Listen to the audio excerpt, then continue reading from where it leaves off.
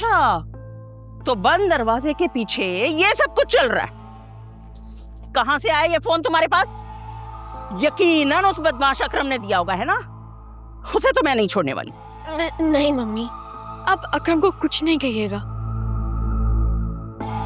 मैंने उससे कहा था कि फोन ला के दी थी, लेकिन मुझे मेरे से इम्पोर्टेंट बात करनी थी मम्मी। एंड आई प्रॉमिस अब मैं कॉल पे मेरे से बात नहीं करूंगी, प्लीज। कोई ताल्लुक रहेगा तो कॉल पे भी बातें होंगी ना तुम्हारी। यार जब ताल्लुक ही नहीं रहेगा तो कॉलें कैसे? दस्तखत करो। ये क्या है? खुला की दरख्वास्त। मैंने करी साइन। साइन करो वरना मैं खुद को खत्म कर लूंगी। मम्मी आप क्या कर रही हैं? जुनैरा, साइन कर वरना ये छुरी चल जाएगी।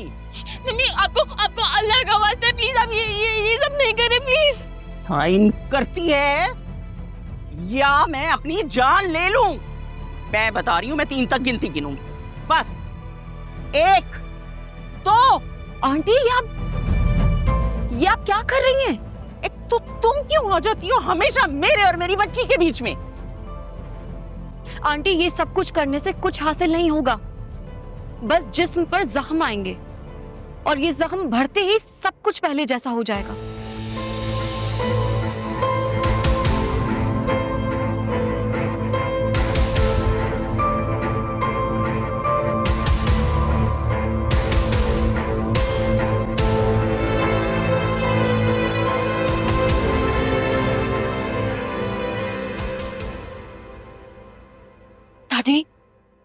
दादी आप प्लीज मेरी मदद कर दे।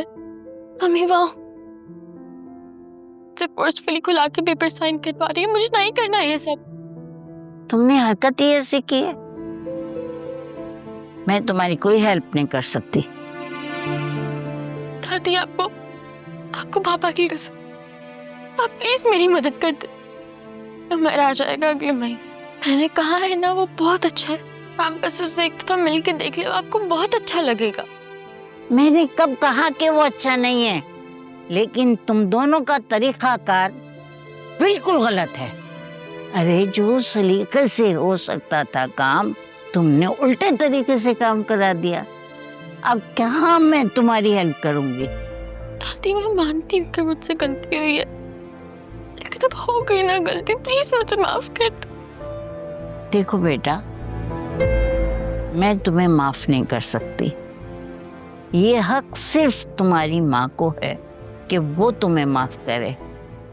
नौशीन में और मुझ में इख्तलाफ जरूर है, लेकिन वो तुम्हारी माँ है, वही माफ करने का हक रखती है। अच्छा तुम परेशान ना हो। वो कब आएगा? वो अगले महीने आ रहा है। बहुत परेशान है मेरे लिए। क्यों नहीं परेशानी होगी? वो उधर परेशान होगा, तुम इधर परेशान हो, जानती हूँ। खैर वासिस से मैं बात कर लूंगी। खुला के हक में तो मैं भी नहीं हूँ। थैंक यू दादी। और एक बात सुनो गौर से, तुम्हारी माँ तुम्हें कुछ भी बोले, डांटे, गुस्सा करे, कुछ भी कहे, मगर तुम जबान दराजी नहीं करना। खामोशी से चुपचाप उसकी हर बात समझ लेना, समझी? अब जाओ तुम कमरे में। और सुनो, कोई उल्टी सीधी हरकत ना करना, वरना मुझसे बुरा कोई नहीं होगा और ना ही कोई उम्मीद रखना फिर मुझसे। जाओ कमरे में जाओ अपने।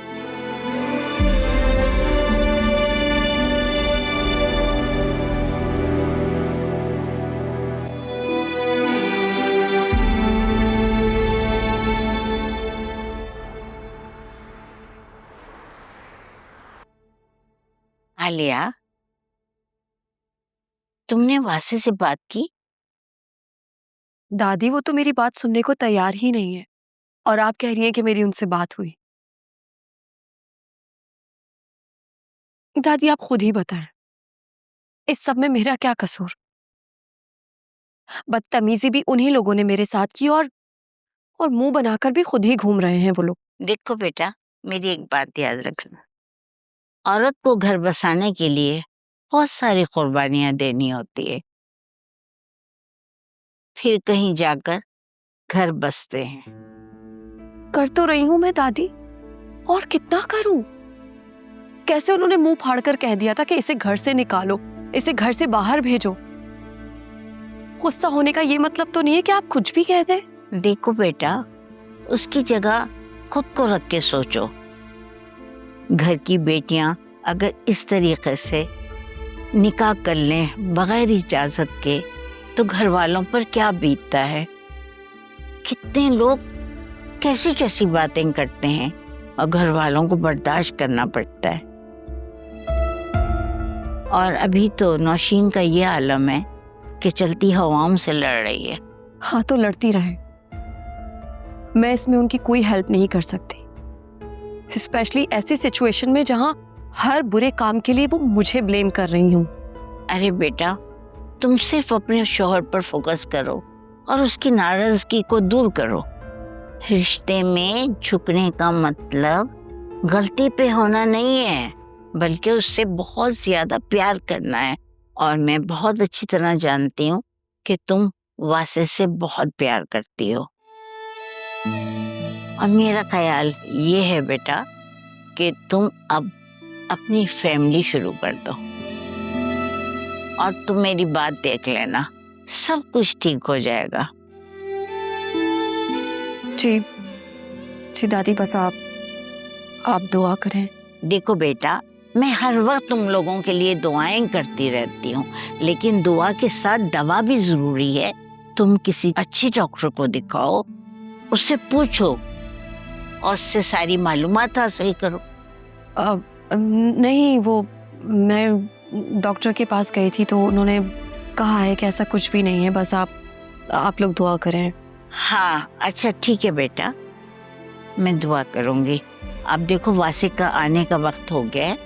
अब तुम ऐसे करो, जाओ अपने कमरे में और अच्छी तरह से तैयार हो। जब वो आ जाए तो तुम उसके साथ बहुत प्यार बहुत मोहब्बत से बात करो, उसका दिल बहलाने की कोशिश करो, उसके साथ बैठकर गरम गरम चाय पियो। सही है ना? जी दादी। जाओ मेरा बच्चा, जाओ।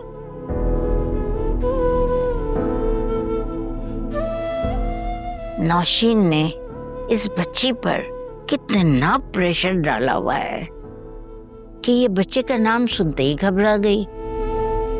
क्या बोल सकते हैं? अल्लाह नौशीन को हिदायत दे दे मौला, इस बच्ची पे रहम कर दे। सारे घर में सब लोग आपस में मिलजुल कर प्यार मोहब्बत से रहे मेरे बालिक। आमीन आमीन आमीन। वाह, तुम्हारी कैद से रिहाई हो गई? दादी ने मम्मी को समझाया है तो उनका गुस्सा थोड़ा सा ठंडा हुआ है, लेकिन अभी भी वो मुझसे बहुत नाराज हैं। नाराजगी वाली बात तो है ना सुनहरा। अब तुम ही मुझे बातें सुनाओगे। बातें नहीं सुना रहा, लेकिन गलत को सही भी नहीं कह सकता। अच्छा सुनो,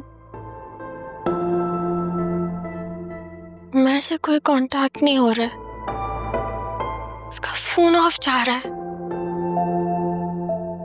बिजी होगा।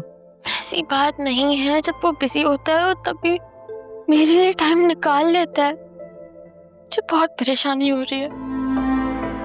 तो तुम क्या चाहती हो मैं क्या करूं? फ्रैंकफर्ट चले जाऊं उसकी खैरियत पूछने के लिए? तुमसे तो कोई बात ही करना फजूल है। क्या कहा था मैंने? यही तो कहा था, सब बातें सुनाने शुरू हो जाते हैं। अच्छा भाई बताओ, मैं तुम्हारी क्या हेल्प कर सकता हूँ? कुछ हेल्प तो कर नहीं सकते तुम मेरी, तो एटलीस्ट सुन तो लो। सुनहरा इतनी परेशान क्यों हो रही हो यार? उसका फोन ऑफ हो गया होगा या क्या पता नेटवर्क इश्यूज हो। तुम लेडीज इतना नेगेटिव क्यों सोचती हो यार? परेशानी हो रही है। ऐसा लग रहा है कुछ बुरा हो जाएगा, बहुत बुरा। अब तुम ओवर थिंकिंग कर रही हो। मेरी बात मानो, तुम सुकून से जाके सो जाओ। देखना अब तुम सुबह उठोगी ना तो उसका मैसेज भी आ चुका होगा और तुम्हारी परेशानी भी दूर हो जाएगी। पक्का? यस। पता है हम आदमी जो होते हैं ना, जब घर से बाहर निकलते हैं तो 100 तरह की प्रॉब्लम्स हमें फेस करनी पड़ती है यार। हो जाएगा तुम्हारा उससे कांटेक्ट, परेशान नहीं हो। Thank you. किस लिए? मुझे तसल्ली देने के लिए। कभी कभार आप जब परेशानी में होते हो और कोई आपकी बात सुन लेता है ना, तो बहुत अच्छा लगता है। लाओगी? खाना गर्म कर लो, बहुत भूख लग रही है। अपनी पे आ गए ना। चलो।